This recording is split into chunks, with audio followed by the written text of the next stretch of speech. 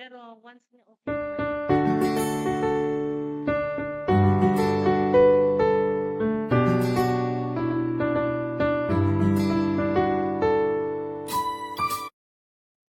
Okay, let's start. Good morning, everyone. Live po tayo ngayon sa Communications and Media Office sa PGIN at sa Provincial Government of Ilocos Norte for this press conference of our dear Governor, Matthew J. Marcos Manotoc. Good morning, everyone. Governor, if you have opening message, please. Good morning po. Good morning, Naimbaga. Thank you for joining us.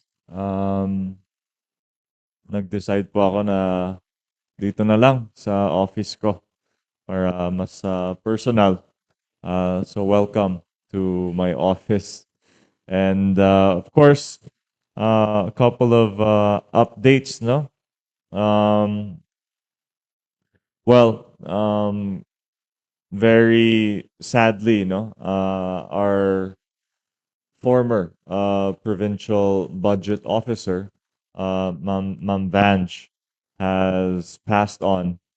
I was able to visit her the day before she passed, and I also video called with Senator Amy, and we thanked her, and it was very emotional, of course, and we're now assisting the family in terms of yung mga arrangements.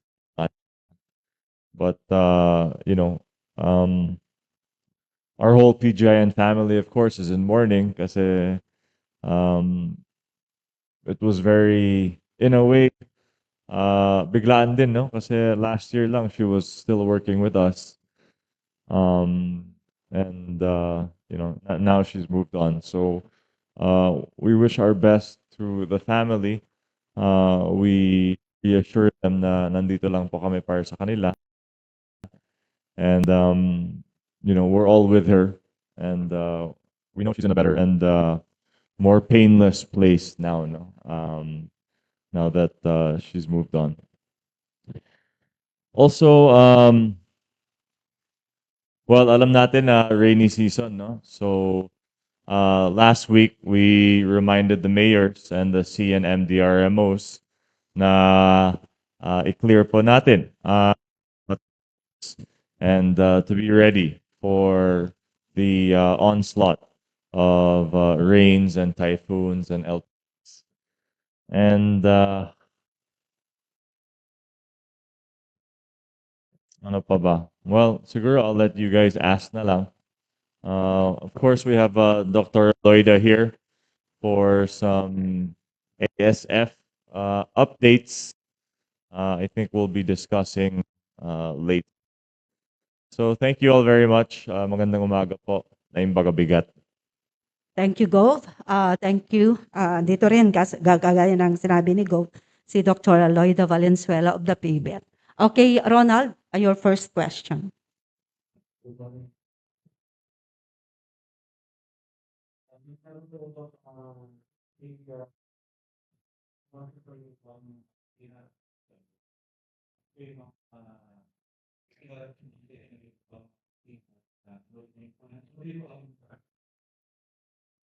Well, gusto ko lang po magpasalamat, no? At magpakita sa kanila. At sabi ko rin na pasensya na po. 3 more years tayo. You'll be seeing my face for 3 more years, whether you like it or not. But it was good to see everyone, no? And hindi naman siya masyadong work-related, no? More personal. Na, siyempre dahil sa COVID, medyo na-lockdown tayo na matagal, ang dami po namin departamento. So I wanted to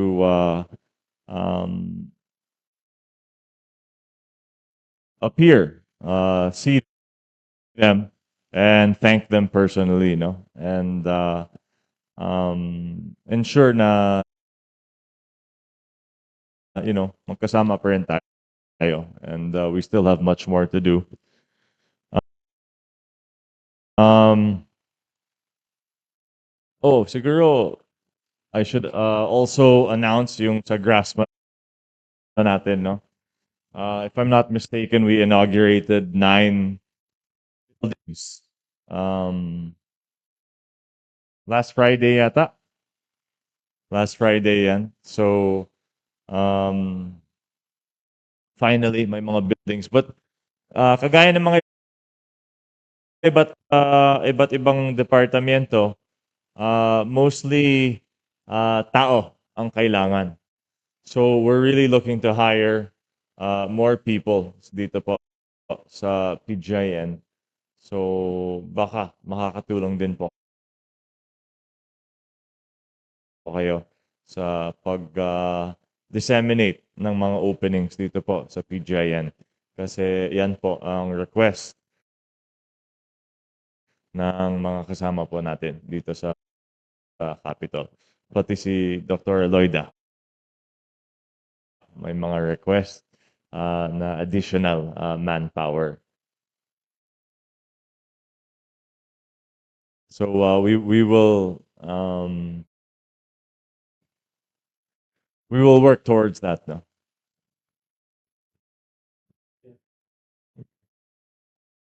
Well, of course, um, since we mentioned Grasma, yung mga hospitals, no? Kaya lang nahihirapan po kami to find doctors and specialists. So, matagal na po mga openings yan.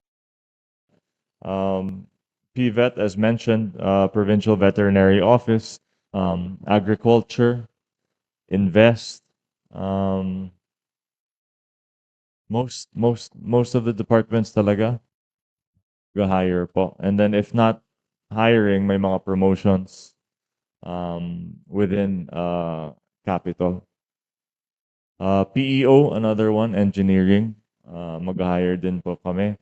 So halos most of the departments talaga. Yes, Rod.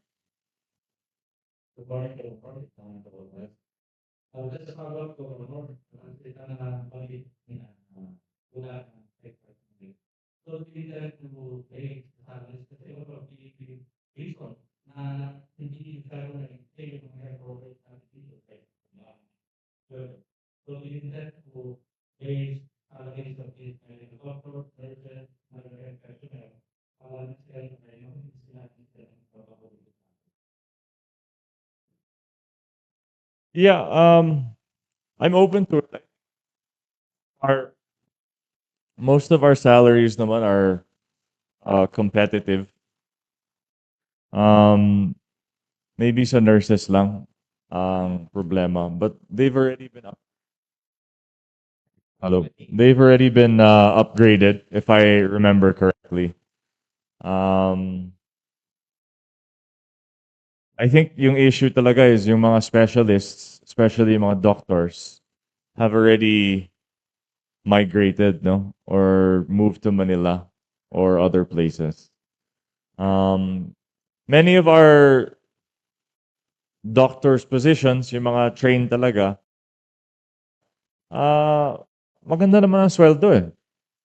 Pati COH, in fact, naghahanap po kami ng chief of hospital sa Grasma. Doc Wally Samonte is still there, but halos nag-retire na po siya eh. I just asked him to stay kasi wala po kaming head ng hospital. But as far as I know, yun nga, medyo competitive naman kami, but we're also open to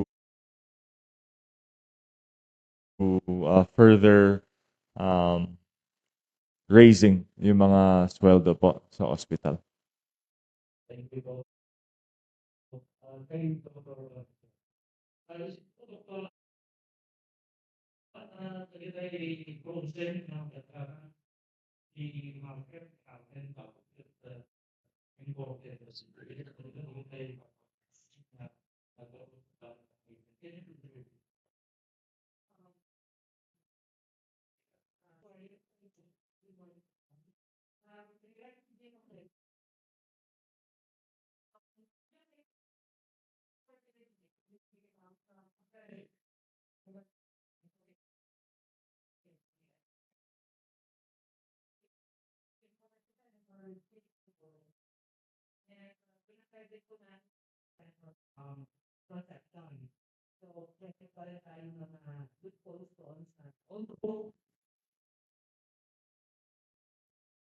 And maganda yung quality of the semen, maganda yung performance ng AI.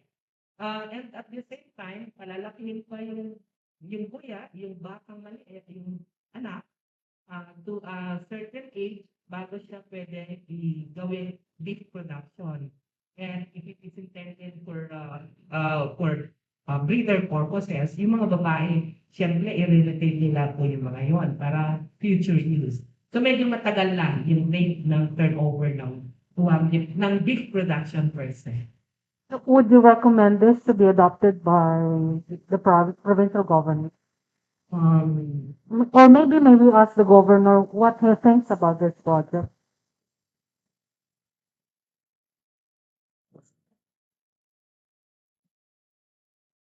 Good morning. Well, of course, it's it's a sound project, no? Maganda talaga. It's new, of course. So there may uncertainty, Dr. Aloyda. So we have to see how it pans out. But of course, it's um,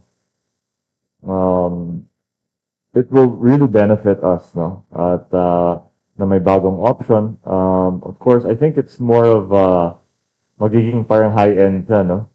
Hindi yung common, no? Na product.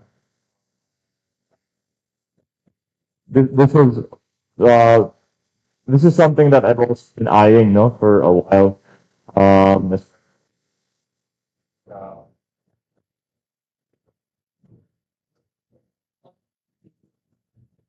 Hello. Especially pagdating sa native pigs, kasi gusto ko talaga i-push, no? I've been asking Dr. Loida also. Po natin.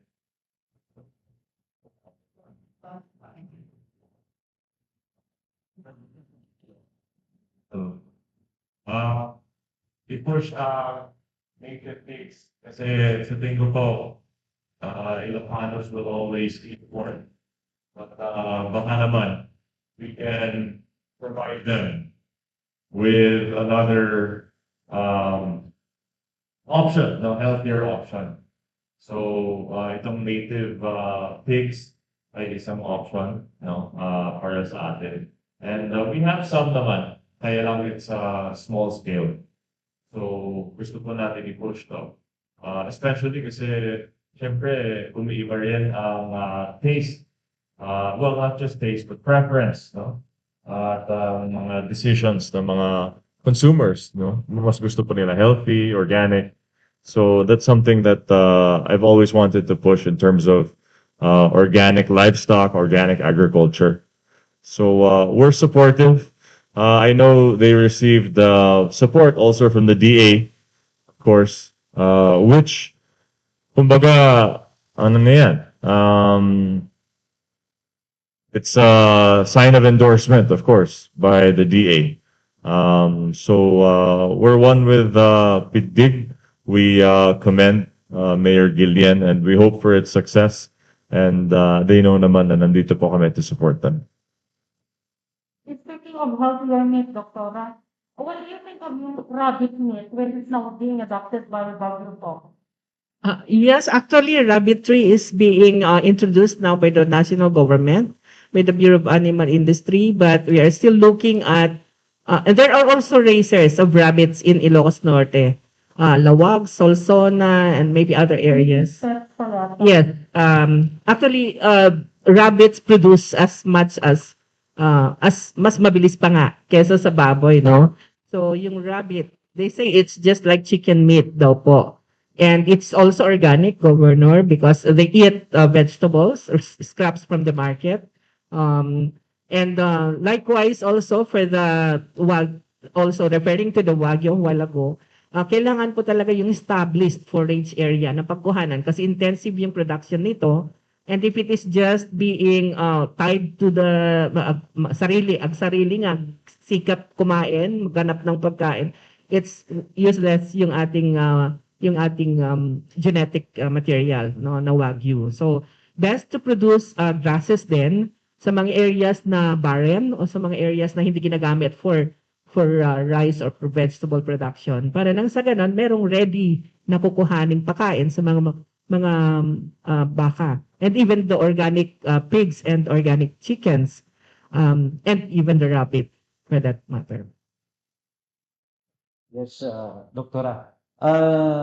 Ano na po ba yung sitwasyon ng ASF po talaga dito sa Ilocos Norte? I would like to inform you, Sir Governor, and the group that the last testing we had at the laboratory given us by the national government, by the DA, puro negative na po yung mga nakukuha naming samples. But this has to be continued surveillance and there's still a stage by which we have to prove the national government that we are already free of the ASF. Ito po yung tinatawag po nating Sentinel program. And most of the LGUs now are into this Sentinel program wherein we encourage them to locate or to source out piglets na from the within, from Ilocos Norte mismo or from their municipality. Kasi meron pa rin naman mga natitira mga hog raisers within the municipality para maalis po natin yung issue na dumating yung sakit o nagkaroon ng incursion just like what's happening in the other provinces na nag-undergo ng sentineling even if the animals come from green zones. So, yun po yung ating wino-workout po ngayon. We are now, most of the municipalities now are under pink zones except tatlo na lang po yung red zones dati. And we are awaiting for the compliance ng documents. These are Banati, Dig, and Bangi. But they have submitted samples already for testing. So we are just awaiting the documentary requirements.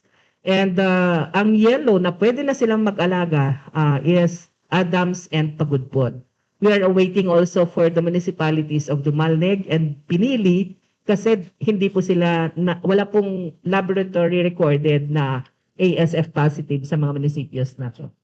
Yung mga backyard farm na yun dito sa Ilocos Norte, Doktora, ilang porsyento na po yung mag-aalaga pa? Wala na? Sa mga infected areas, I mean the barangays that were affected, sa ngayon we are discouraging kasi we want na clean talaga yung area of the ASF. Nagta-time lapse po tayo kasi kailangan nating mapatay o mawala yung virus within that environment. Doon sa mga nag-aalaga dati, marami pong natakot. Marami pong ayaw mo nang mag-alaga. And we know big farms who did not report, quote unquote, who did not report or have not submitted samples for laboratory testing. Tinamaan po sila and then nag-ikalida within their compound and later on nag-alaga sila without us knowing and without proper procedures in the eradication ng virus within their compound, tinamaan pa rin po. So, some of them, even si Apo Vice Mayor Tibintar na tamaan din, and sabi po niya, I'll have to rest my farm for 1 or 2 years. Siguro po with the Sentinel program, mapapadali na po natin. So I'm urging yung mga nag-positive na barangays o mga nakuhanan ng baboy dati to still implement yung cleaning and disinfection kasi kasama po yun sa ating procedures. And then await na lang po natin yung Sentinel pigs para mapatapos po natin. 40 days lang naman po yun. Kay Governor. Sir, yung nagbabala kahap o sa nakaraang linggo si Secretary William Gar ng food shortage.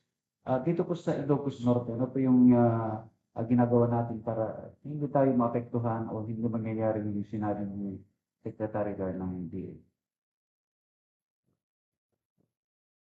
Well, una-una, Magandang umaga po. Alam naman natin na medyo stable, no, yung food supply natin dito. We're continuing to help yung mga manalon po natin. So tuloy-tuloy naman po. And we're preparing now for the first cropping season, no? Na magpa-plant na. Yung iba, I think nag-plant na. So we also have, of course, our stock, no? Our buffer stock of rice na nasa atin pa. We have our food packs, of course. And tuloy naman yung agri sector po natin. So I think generally we'll be fine. Ang challenge siguro is yung pricing, no? So but of course, that's more of mas tugma sa national yun eh, no? Talagang hindi talaga sa atin. But we try to open the market up, no? That's why even sa pagdating sa meat products, no? We've been accrediting more and more distributors and traders and businesses na makapasok dito sa atin. Para at least hindi po tataas masyado ang mga presyo. And related dun po sa entry and sa border, gusto ko rin i-announce na last Friday pa, I think that was 28 ba? May 27. Binanggit ko na po sa mga border staff natin na wag na tayo mag-stop or random stops dun sa border. So, of course, we have not been requiring testing for a long time, but now we will not stop yung mga entrance. So talagang tuloy-tuloy po. Siguro random check na lang or kung may suspicious, magsa-stop. But of course, this is for the convenience of the public, the convenience of our KAKAILYAN na makapasok ng madali. So no more stopping, no more checking of the vax card. Pwede nang makapasok, which is obviously new. But you know, with cases this low, I think we have to already move towards, you know, easing life for everyone. In addition, yung mga COMELEC checkpoints, I asked PD Julius na kung pwede, i-take down din na rin natin mga checkpoints kasi until June 7 pala, no? Ang election period. But, I mean, alam naman natin, parang tapos na eh, no? So, hindi ko alam bakit may checkpoints pa tayo. But that's the official rule, no, of COMELEC. But so I asked to minimize na lang kasi hassle din, no, sa mga travelers na i-stop for election reasons wherein it seems na tapos naman. Okay. Gob, isang buwan na lang po patapos na po ang first term ninyo. Ano po yung mga natutunan ninyo sa first term na nagiging lesson para sa mga plano ninyo po para sa second term ng inyong pagiging gobernador ng Ilocos Norte? Gob.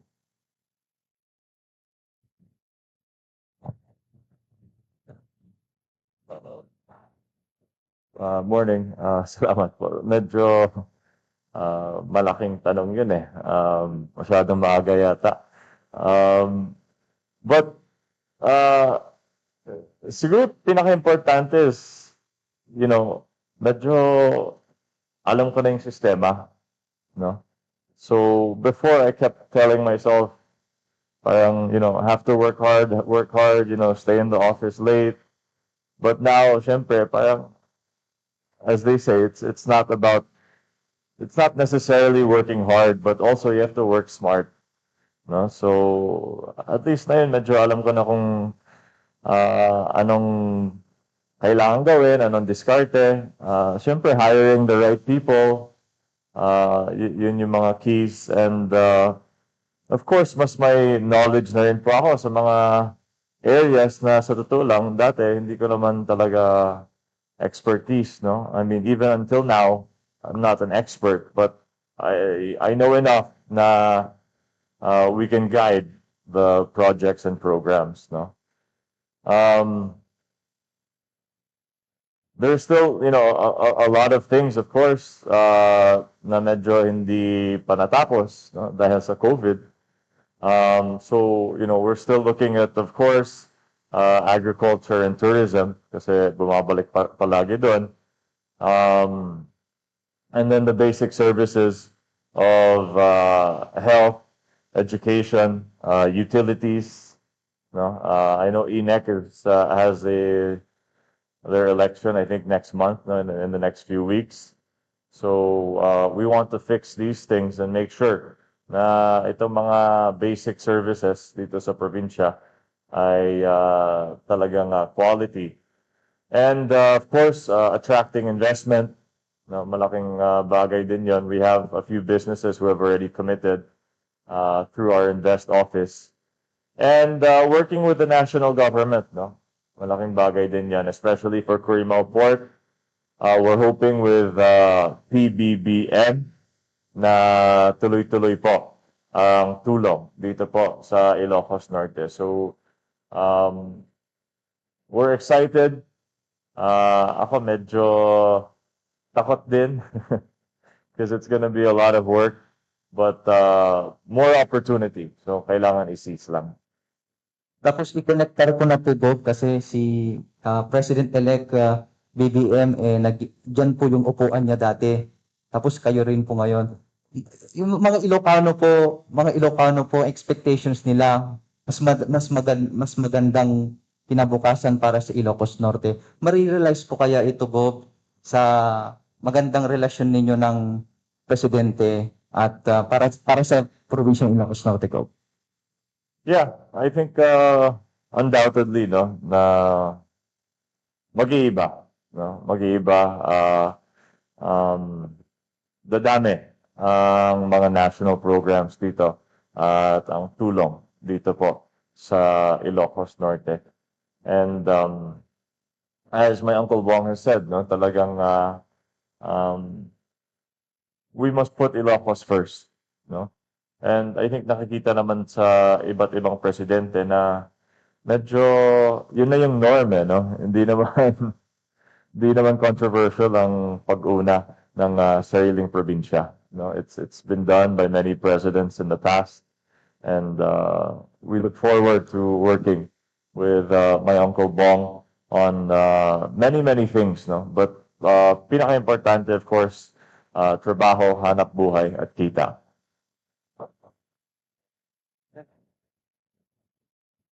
Well, speaking of programs and project, paki-update na kami man ng yung 3 big projects. Kailan ba matatapos? At meron bang inauguration na mangyayari?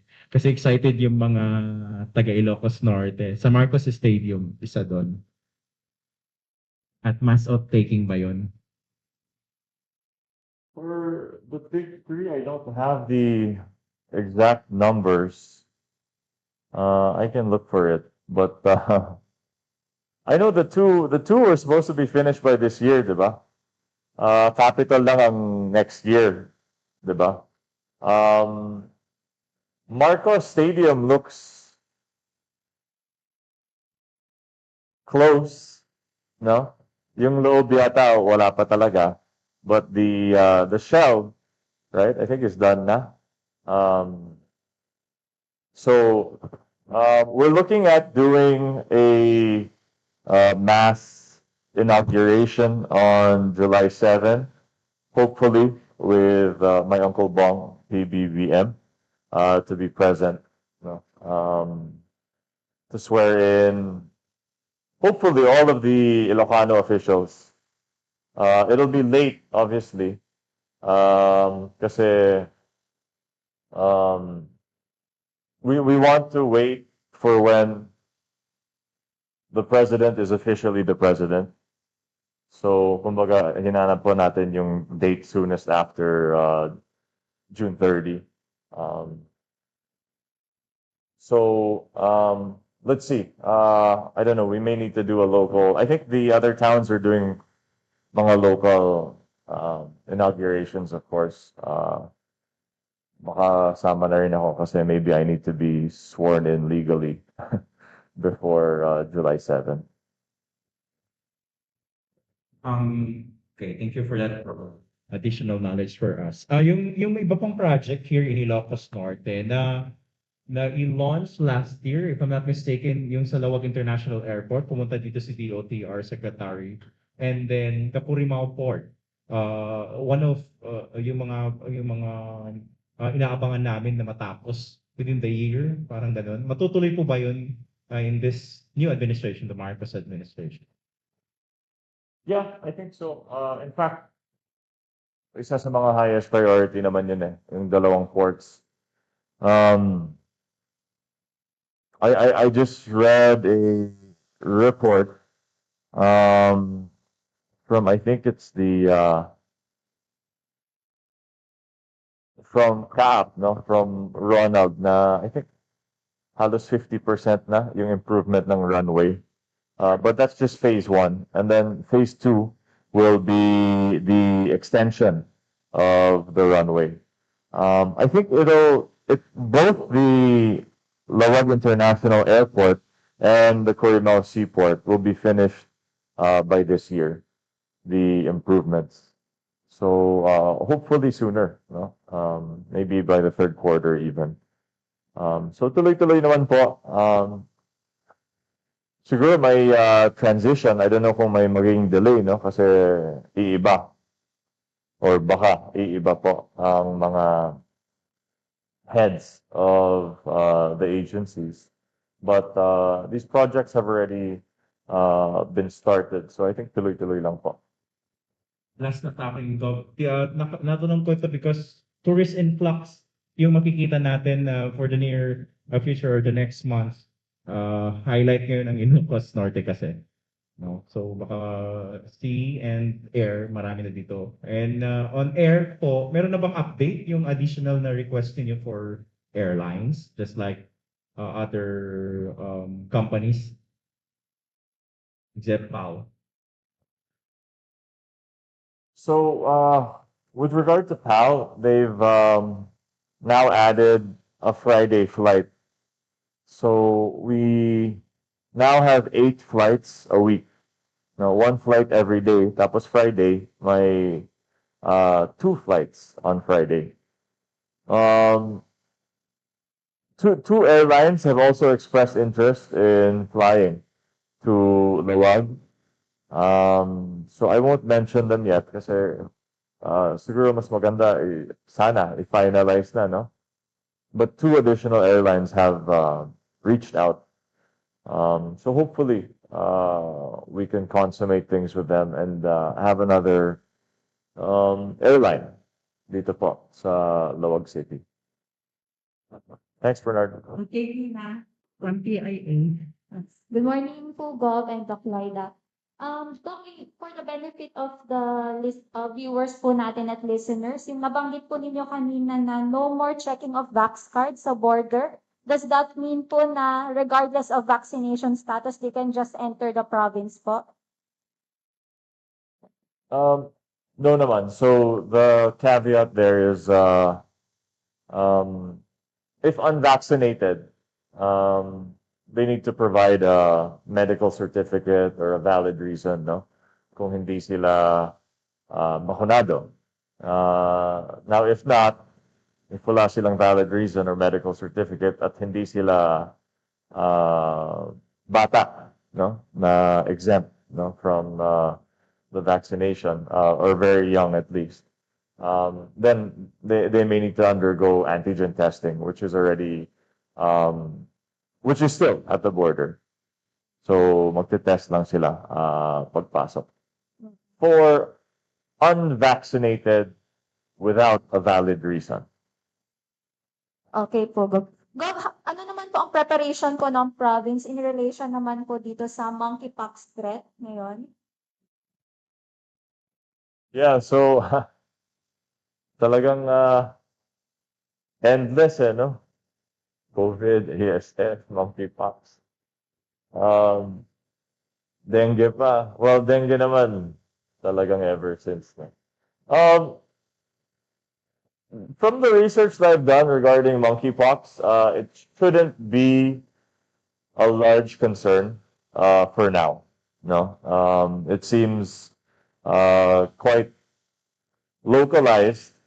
No, in fact, historically Africa lang yata. No, medyo nagiging news kasi nagsaspread po sa Europe na talagang historic para sa kanila. No, it's in countries na it's never been before. No, kaya medyo na-alarm at nagiging global headlines. But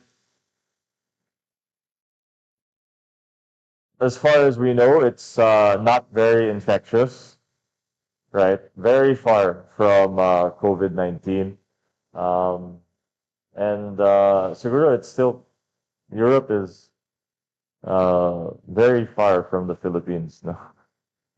So let's just hope na maayos ang BOQ at BI natin na mag-check tayo sa national level. But as of now, it's not a huge threat, but of course, something to keep tabs on.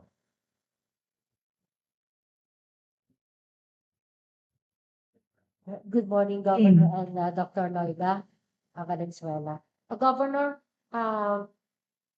galing ito sa mga tricycle driver dahil walang humpay ang pagtaas ng price ng petroleum products. Kung pwede raw ipagpatuloy ng province ang programa na tawid pasada. Kung po pwede daw. Opo, morning. Actually, nakalinya na po, may proyekto po kami sa pagtaas ng gas prices, no, fuel prices, in terms of subsidy, no. Kaka-roll out lang namin ng pantawid pasada earlier this year. Let's see, no. We're open to it, but syempre, kumbaga, it's not that sustainable, no? Itong mga dole out, no? We do it because we need to, but it's also not, hindi siya yung preferred program, di ba? Kasi, to be honest, mahal. Mahal sa amin. And it's difficult to sustain. But open naman kami to consider it again. We'll just have to take a look at the other factors, no?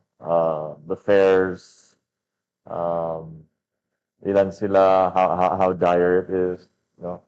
But anyways, nakalinya na po isa pang programa sa kanila. Should be rolled out in the next few months.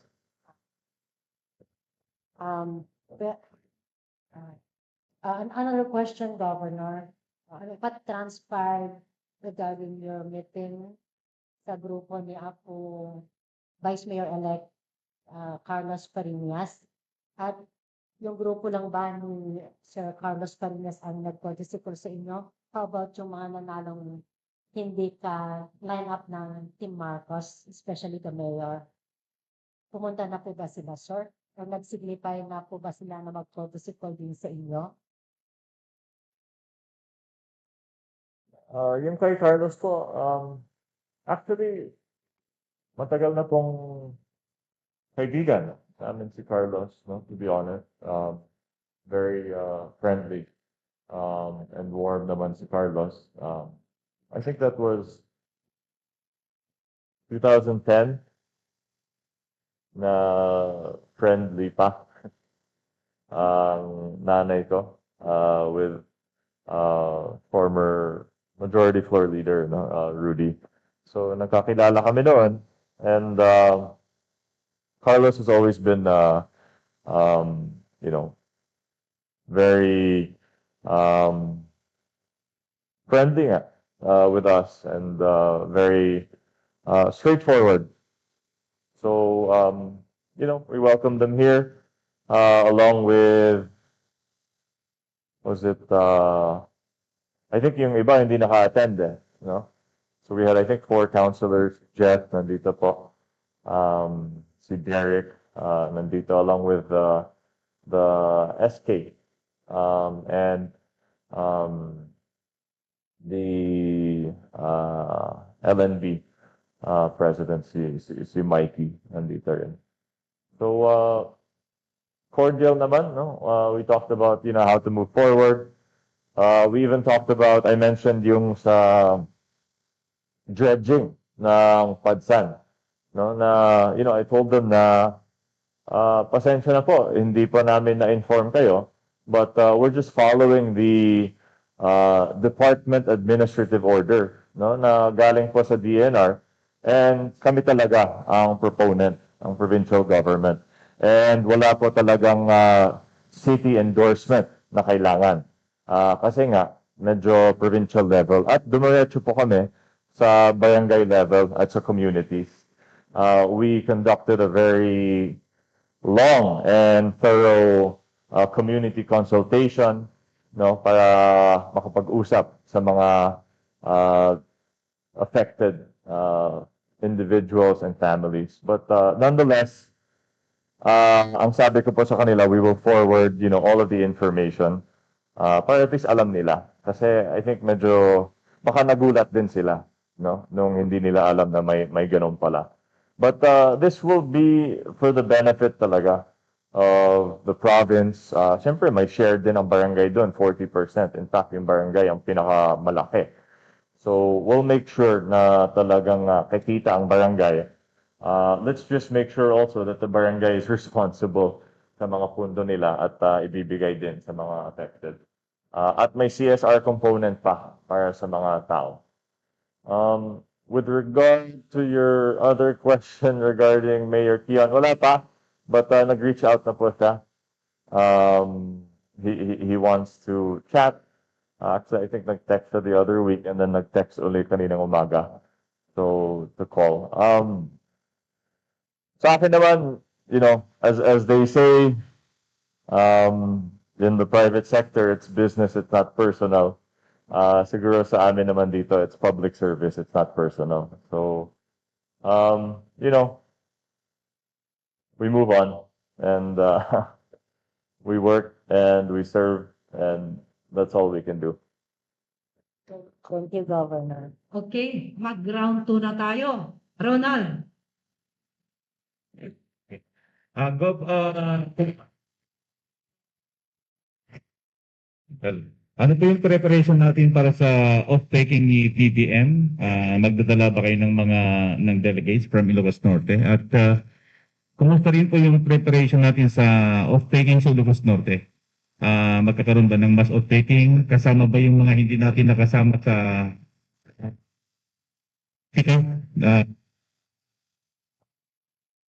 Sa taking natin yun. Well, kay BBM po, to be honest, kay PBBM, to be honest, wala po akong info kung sinong ma-invite. I'm sure Uncle Bong would love to have our, LCEs and our mayors present, no? So, tignan natin kung pwede. But, I don't know, honestly, probinsyano na ako so hindi ako masyadong in touch sa kanila. Yung iba nagtatanong sa akin, pero I'm always the last to know something. Not always.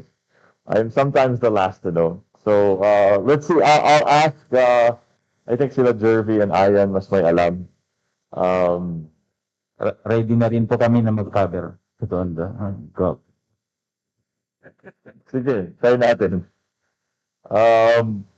Yung sa amin naman, yeah, so that's the plan as of now.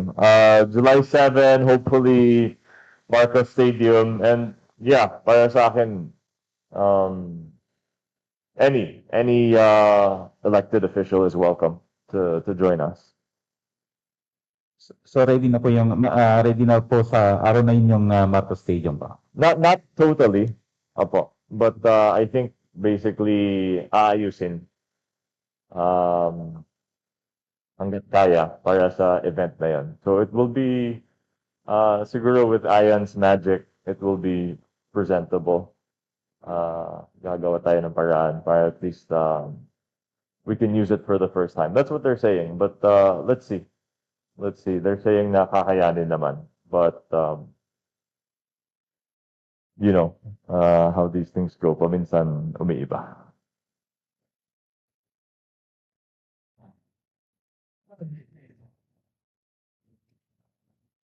Thank you, Ma'am PE. Sa sports naman tayo, Gov.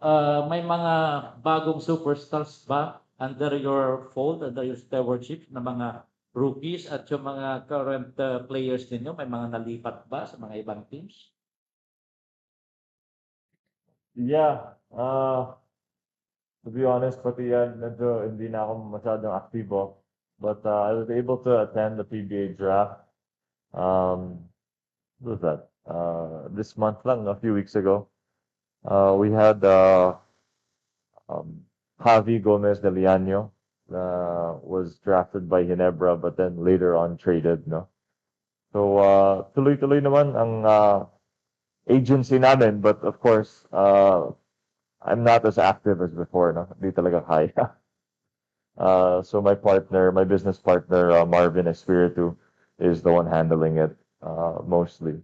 But on the topic of sports, gusto ko din banggitin at i-congratulate ang ating Little League team na nanalo sa Northern Luzon, 'di ba? Competition na tambak pa daw.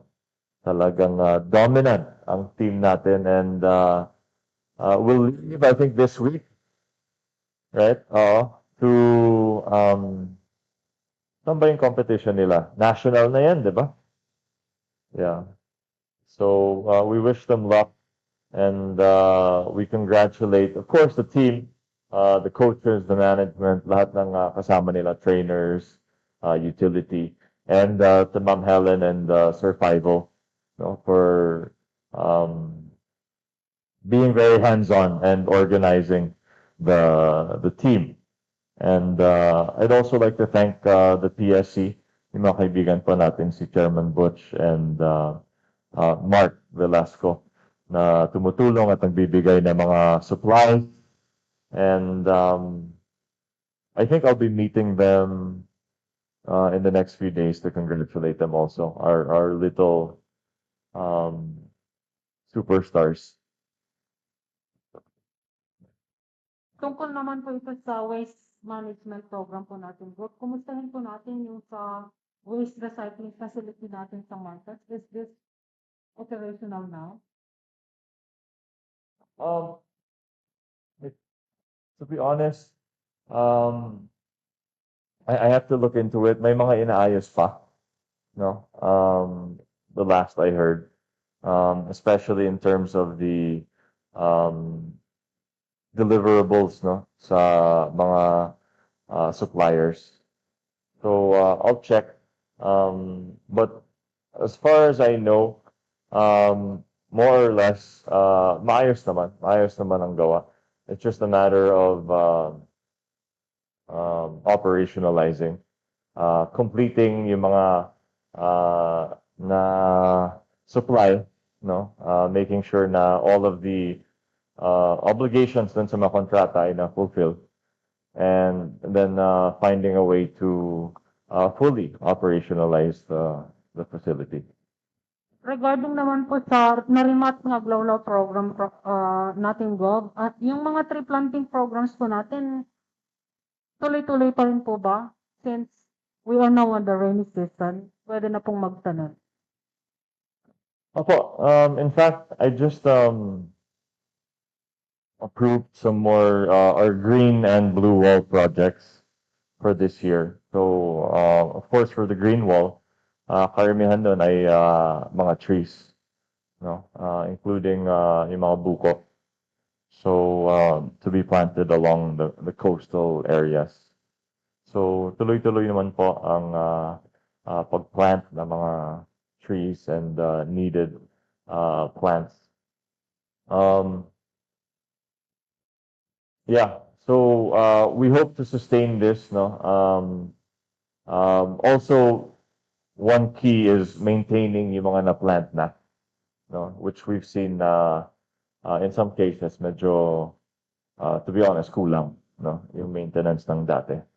So we want to make sure na, for example, yung mga bro, no? Or yung mga barangay ranger officer, yung mga cash for work, they're also we're linking them sa mga plantations natin na sila na ang magche-check, no? As of the moment, Gov, do we have available seedlings for this purpose? Yeah, well, that's part of the projects, no, na in-approve natin. But as far as I know, we also always have stock, no, ng certain seedlings, no? Depende lang siguro kung anong type. Okay, so wala na yatang question sa mga sama natin. Any additional message or your parting words for government? Thank you lang. Thank you to everyone. It's good to see all of you here in my office, no less. Thank you to Dr. Loida for joining us kahit last minute. And yeah, just want to ask you all, of course, to help us also, no, sa mga vacancies namin in terms of promoting tourism and promoting Ilocos Norte as an investment destination. No, na naniniwala po kami that we are truly competitive, no, in terms of business and tourism and the like. So tulong-tulong na lang sa mga kakailan ko, Diyos Yagnina. Thank you for your support, of course, on May 9. And I hope na sama-sama po tayo regardless of what may have happened. Let's move forward and work together for the benefit of our KAKAILYAN. Diyos Yagnina. Okay, this again, another, so that ends the prayers of the governor for today. Maraming salamat po.